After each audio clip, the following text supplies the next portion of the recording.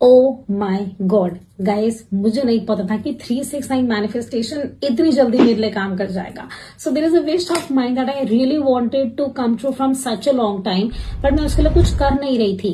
फिर मुझे ध्यान आया क्यों ना अपना 369 मैनिफेस्टेशन ट्राई करें. And guess what, it actually worked out for me. तो आपको आज मैं ये बताने आई हूं कि आप भी अपनी कैसे विशेस और डिजायर्स को फुलफिल कर सकते हो.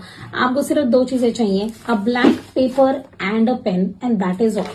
और अब आपको करना क्या है, आपकी जो भी विश है, आपको जॉब चेंज करनी है, आपको शादी करनी है, एनीथिंग दैट यू वांट, उस विश को आपको इस पेपर पे लिखना है दिन में 3 बारी. कैसे? 3 times in the morning, 6 times in the afternoon and 9 times at night before sleeping.